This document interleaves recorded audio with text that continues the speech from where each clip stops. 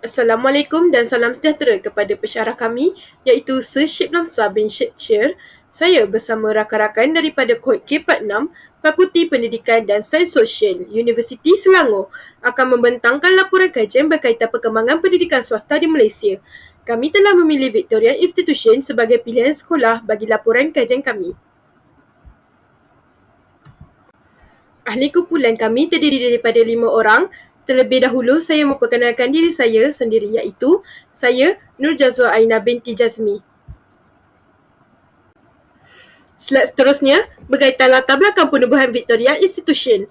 Latar belakang penubuhan Victoria Institution ialah sekolah ini terletak di No 71 Jalan Hang Tuah. Nama bagi jalan telah diubah yang dahulunya dipanggil Jalan Shaw. Sekolah ini juga tersohor dengan pasukan kadet yang ditubuhkan pada tahun 1901 oleh guru besar yang pertama iaitu Encik Bennett Irish Shaw.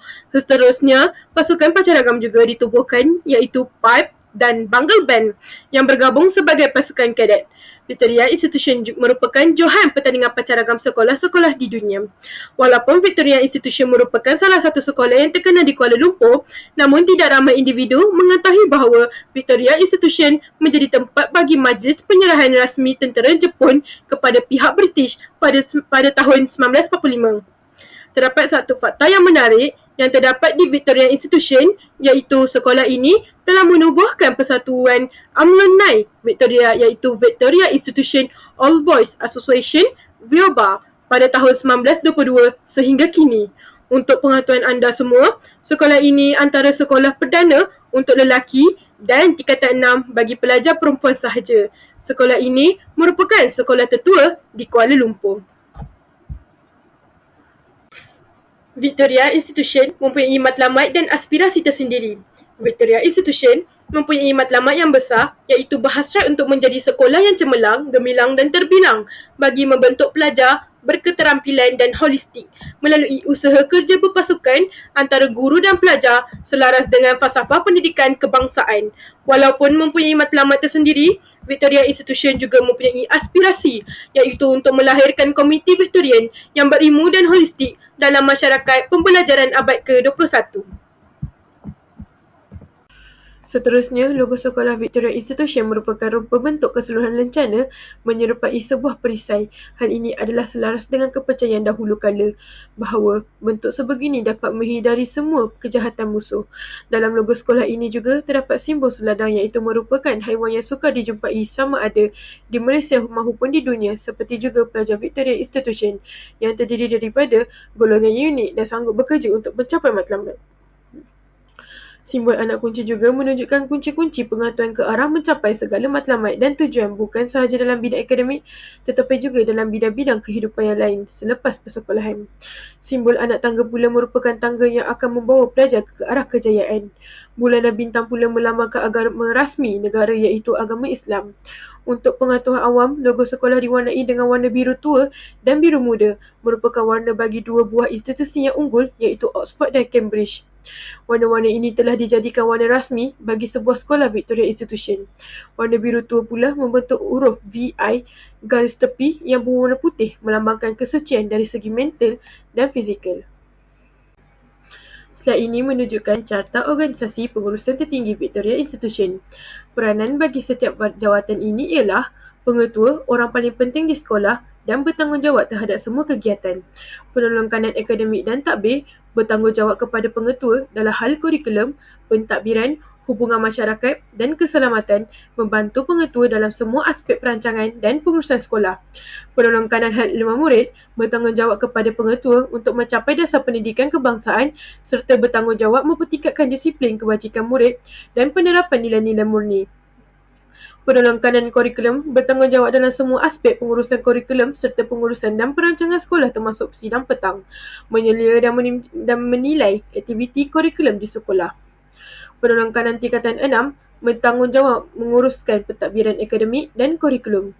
Guru kanan bahasa dalam bidang kurikulum dan pentadbiran antaranya merangkumi sukatan pelajaran, mengawasi pelaksanaan pengajaran dan pembelajaran, mengurus program kurikulum, mengurus pentadbiran guru dan peperiksaan dan menyelaraskan aktiviti penetia. Guru kanan kemanusiaan membantu pengetua menyelaras dalam hal-hal berkaitan bidangnya dengan pihak luar seperti pemeriksaan sekolah, latihan mengajar bagi guru-guru pelatih maktab, universiti dan seumpamanya, serta mengadakan program untuk meningkatkan kecemerlangan akademik dan sosial pelajar. Guru kanan sains dan matematik bertanggungjawab dalam hal kurikulum dan pentadbir yang berkaitan dengan bidangnya, terutama persatuan akademik. Guru kanan teknik dan vokasional bertanggungjawab dalam hal kurikulum dan pentadbiran berkaitan bidang teknik dan vokasional, membantu pengetua dalam perancangan program pencapaian akademik serta menyelia proses pengajaran dan pembelajaran serta membimbing guru. Middle leader ML menggalas tanggungjawab pengurusan yang semakin kompleks. Dalam konteks pendidikan, ML adalah pendidikan yang memiliki dua peranan, iaitu sebagai pendidik dan mereka juga bertanggungjawab melaksanakan pengurusan. Slide seterusnya menunjukkan carta organisasi pengurusan perancangan strategi organisasi PSO. Peranan bagi jawatan PSO ialah dalam pendidikan merangkumi 3 dimensi kepimpinan instruksional, iaitu mendefinisikan visi atau misi sekolah, mengurus program instruksional dan mewujudkan iklim pembelajaran yang positif. Proses perancangan strategik meliputi analisis situasi semasa, penetapan misi dan visi, analisis SWOT, penetapan matlamat strategik dan pembangunan pelan taktikal dan operasi. Fasiliti yang disediakan di Victoria Institution ialah yang pertama, Vioba Clubhouse ialah Persatuan Alumni Victoria Institution. 2. Schoolfield. 3. Synthetic track yang tahan lebih baik dalam keadaan basah. Ia merupakan permukaan sesuai dengan semua cuaca. 4. Hostel. 5. Surau. 6. Scout. Dan salah satu komponen terpenting dalam program pengakap, ia adalah tempat di mana pengakap berkumpul bersama untuk sebarang jenis mesyuarat. 7. Living Skill Workshop. 8. Store Facility for Examination Paper. 9. Swimming Pool. 10. Bookstore and Teacher Lounge, bilik di mana guru dan kaki tangan sekolah lain boleh berehat. 11. Kantin. 12. Toilet. 13. Science Garden. 14. Co-op. 15. Lecture Hall and Classroom, bilik besar yang digunakan untuk pengajaran. 16. Wakaf. Had. 17. Quadrangle, kawasan dataran terbuka dengan bangunan di sekelilingnya. 18. Basketball court. 19. New hostel building, menyediakan tempat tinggal kepada pelajar yang tinggal jauh dari sekolah dan memerlukan tempat tinggal semasa pengajian mereka. Slide ini mengandungi program-program pengajian dari tingkatan 1 hingga tingkatan 3 yang terdapat di Sekolah Victoria Institution, Kuala Lumpur. Bagi program pengajian atau kurikulum di tingkatan 1 hingga tingkatan 3 telah dibahagi kepada dua sistem pembelajaran, iaitu Dual Language Program DLP dan kurikulum standard sekolah menengah KSSM.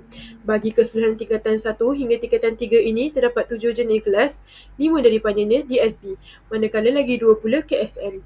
Bagi kelas yang menggunakan sistem DLP ialah kelas ungu, indigo, biru, hijau dan merah, manakala kelas yang menggunakan KSSM ialah kelas jingga dan kuning. Bagi kelas ungu, indigo, hijau, biru dan merah, mereka mengambil mata pelajaran wajib, iaitu reka bentuk dan teknologi, pendidikan seni visual, geografi serta pendidikan jasmani dan pendidikan kesihatan. Manakala bagi kelas jingga dan kuning pula, mereka mengambil mata pelajaran wajib, iaitu asas sains komputer, pendidikan muzik, geografi serta pendidikan jasmani dan pendidikan kesihatan. Seterusnya, untuk subjek mata pelajaran teras pula, kelas ungu, indigo, biru, hijau dan merah telah mengambil subjek bahasa Melayu, bahasa Inggeris, matematik, sains, sejarah dan pendidikan Islam atau moral. Begitu juga dengan kelas jingga dan kuning. Mereka juga telah mengambil subjek yang sama bagi subjek mata pelajaran teras. Tambahan pula, terdapat subjek tambahan yang ditawarkan di tingkatan 1 hingga tingkatan 3, iaitu subjek bahasa Cina, bahasa Tamil dan bahasa Perancis. Berikut slide seterusnya, terdapat program pengajian atau kurikulum untuk pelajar tingkatan 4 dan tingkatan 5 bagi kelas U dan I. Mereka menggunakan sistem DLP, iaitu dengan mengambil pakej STEM A Sains Tulen. Bagi kelas B pula, mereka menggunakan sistem DLP, iaitu dengan mengambil pakej STEM B Sains Gunaan dan Teknologi. Bagi kelas H, mereka menggunakan sistem DLP, iaitu dengan mengambil pakej STEM B Sains Ihtisas. Manakala bagi kelas K dan J, mereka menggunakan sistem KSSM, iaitu dengan mengambil pakej SKA, Kemanusiaan dan Sastera Ihtisas. Manakala Bagi kelas M pula, mereka menggunakan sistem KSSM iaitu dengan mengambil pakej SKB, Kemanusiaan dan Sastera Ikhtisas. Seterusnya, bagi mata pelajaran wajib, subjek pendidikan jasmani dan pendidikan kesihatan PJK, kesemua kelas telah mengambil subjek yang sama. Manakala bagi mata pelajaran teras iaitu Bahasa Melayu, Bahasa Inggeris, Matematik, Sejarah dan Pendidikan Islam atau Moral, kesemua kelas juga telah mengambil subjek yang sama. Akhir sekali, pelajaran elektif kelas yang menggunakan sistem DLP seperti kelas U, I, B dan H, mereka telah mengambil subjek fizik, kimia dan matematik tambahan. Berikutnya, bagi subjek yang lain seperti subjek biologi, kelas U dan I yang akan mengambil subjek tersebut. Manakala kelas B, mereka akan mengambil subjek grafik komunikasi teknikal dan kelas H pula akan mengambil subjek perekanan. Kemudian bagi kelas yang menggunakan sistem KSSM seperti kelas K, mereka juga akan mengambil subjek geografi, pendidikan seni visual dan sains komputer. Manakala kelas J, mereka akan mengambil subjek perekanan dan sains sukan sebagai mata pelajaran elektif, dan kelas M, mereka pula akan mengambil subjek pendidikan seni visual dan perniagaan. Slide berikutnya merupakan program pengajian atau kurikulum untuk pelajar tingkatan 6. Bagi tingkatan 6 rendah sains SEM 1 dan 6 atas sains SEM 3, antara kelasnya ialah kelas BFM, PM dan FM. Kelas tersebut telah mengambil subjek pilihan elektif seperti kimia dan matematik, manakala subjek berikutnya seperti subjek biologi, kelas BFM dan BM yang akan mengambil subjek tersebut. Kemudian, kelas FM pula akan mengambil subjek fizik sebagai subjek elektif berikutnya. Seterusnya, bagi tingkatan 6 rendah sastera, SEM 1 dan tingkatan 6 atas sastera SEM 3, terdapat 6 kelas iaitu kelas SBG, SBK, BE, SE, AE, MAE. Bagi kelas BE, SE, AE dan MAE, mereka mengambil subjek ekonomi dan pengajian perniagaan sebagai subjek elektifnya. Manakala bagi kelas SBG, SE dan SBK, mereka akan mengambil subjek sejarah sebagai subjek elektifnya. Kemudian, bagi subjek elektif tambahan seperti subjek Bahasa Melayu, kelas yang mengambilnya ialah kelas SBG, BE dan SBK. Bagi subjek perikanan pula, kelas AE dan MAE yang akan mengambilnya sebagai subjek elektif. Kemudian, bagi subjek geografi, kesusasteraan Melayu, komunikatif dan matematik M yang akan mengambilnya adalah daripada kelas SBG, SBK dan MAE. Akhir sekali, kesemua kelas di tingkatan 6 wajib mengambil subjek pengajar am dan mueb sebagai subjek wajib teras. Slide seterusnya ialah yuran pengajian di Victoria Institution Kuala Lumpur. Bagi yuran pengajian pelajar tingkatan 1 adalah sebanyak RM26,400, manakala bagi yuran pengajian pelajar tingkatan 2 dan 3 pula adalah sebanyak RM29,700. Kita beralih ke slide yang seterusnya iaitu berkenaan fakta menarik berkaitan industri di Sekolah Kebangsaan Victoria. Warisan Datuk Seri Muhammad Syafiq Hamdan berucap pada majlis peristirahat sekolah itu sebagai warisan kebangsaan di sini hari ini. Syafiq berkata sekolah itu diangkat sebagai warisan kebangsaan kerana ia memenuhi kriteria berdasarkan Akta Warisan 2005. Selain itu, sekolah itu juga merupakan sekolah menengah Inggeris yang pertama di Tanah Melayu, berprestij dan telah melahirkan karyawan serta tokoh penting tanah air daripada Sultan, Pembesar, Menteri, Ahli Korporat, tokoh politik hinggalah kepada tokoh sukan dan ahli profesional. Tambahan pula, alumni sekolah ini bukan sahaja cemerlang dalam pendidikan, namun terdapat pelbagai jasa-jasa mereka korbankan demi menaikkan nama Malaysia sehingga harum. Antara tokohnya ialah nama diberi Tun Hussein. Beliau merupakan Perdana Menteri ketiga, dan juga Sultan Azlan Shah iaitu mantan Yang di-Pertuan Agong Malaysia serta tokoh undang-undang. Selain itu, Victoria Institution lakar kemegahan di pesada dunia di mana pasukan pancaragam Kor Cadet Victoria Institution atau Victoria Institution Cadet Corps BAND VISSB yang ditubuhkan oleh Victoria Institution VI Kuala Lumpur pada tahun 1909 terus melakar kejayaan cemerlang bukan sahaja di peringkat sekolah tetapi juga berjaya mencipta kegemilangan di luar negara. Pasukan pancaragam yang terus megah selama 115 tahun itu juga berjaya membuktikan kebolehan setiap ahlinya dengan merangkul puluhan anugerah selain turut terpilih untuk membuat beberapa persembahan di luar negara sekaligus menjulang nama sekolah dan Malaysia. Kata pasukan pancaragam Corps Cadet Victoria Institution atau Victoria Institution Cadet Corps Band VISSB yang ditubuhkan oleh Victoria Institution menjadi kebanggaan juga apabila pasukan ini terpilih untuk membuat persembahan mereka pada sambutan Hari Kemerdekaan setiap tahun. Ia merupakan acara yang dinanti-nantikan oleh setiap pelajar. Seterusnya, pada slide ini, saya akan menerangkan berkaitan dengan sumbangan. Dengan itu, secara keseluruhannya, antara sumbangan institusi pendidikan Victoria Institution terhadap perkembangan pendidikan di Malaysia yang terdapat di sini, salah satunya adalah sumbangan terhadap pencapaian akademik seperti sains, seni dan juga sukan. Ini dapat dilihat melalui kecemerlangan akademik iaitu Victoria Institution mempunyai tradisi panjang kecemerlangan akademik terutamanya dalam bidang sains dan seni. Pelajarnya telah berjaya dalam bidang seperti kejuruteraan, perubatan, undang-undang dan kemanusiaan yang telah menyumbang kepada perkembangan intelektual Malaysia. Selain itu, melalui legasi sukan pula, Victoria Institution turut terkenal dengan budaya sukan yang kuat dan di samping itu telah melahirkan ramai atlet negara secara tidak langsung turut menyumbang kepada perkembangan sukan di Malaysia. Tidak lupa juga, ia juga telah menjulang nama pertandingan sukan kebangsaan contohnya sukan rugby, kriket, bola sepak dan olahraga.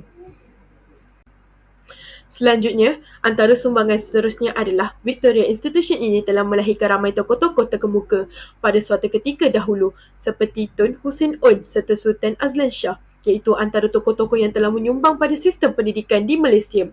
Sebagai contoh sumbangan mereka melalui sistem politik, ekonomi dan pembangunan sosial di Malaysia. Sehubungan dengan itu, ia juga bertujuan untuk membina asas yang kukuh untuk kemajuan negara. Bukan sahaja kemajuan politik sahaja, malahan sektor-sektor utama yang lain juga turut diberi perhatian. Akhir sekali, sumbangan yang terakhir dapat dilihat adalah melalui pelibatan dalam inovasi pendidikan iaitu Victoria Institution sentiasa beradaptasi dengan perubahan dalam sistem pendidikan, termasuklah pengenalan pada teknologi baru dalam pengajaran dan pembelajaran. Sehubungan dengan itu, melalui sumbangan-sumbangan ini, Victoria Institution bukan sahaja membantu dalam perkembangan individu pelajar namun turut menyumbang kepada pendidikan dan pembangunan secara keseluruhan negara sejak penubuhannya pada 1893. Oleh itu, secara kesimpulannya, apa yang dapat saya ringkaskan berdasarkan topik ini adalah Victoria Institution ini memainkan peranan penting dalam pembangunan pendidikan Malaysia melalui penyediaan pendidikan yang berkualiti, kemudahan moden serta program kurikulum yang komprehensif. Tambahan pula, matlamat sekolah ini adalah melahirkan pelajar yang bukan sahaja cemerlang dari segi akademik tetapi juga dari segi sosial dan kepimpinan dengan sumbangannya dalam melahirkan ramai tokoh berjaya dalam pelbagai industri. Victoria Institution telah memberikan impak besar kepada perkembangan pendidikan dan perpaduan kaum di Malaysia. Ini merupakan hasil rujukan daripada kumpulan saya. Sekian, itu sahaja pembentangan daripada saya. Terima kasih.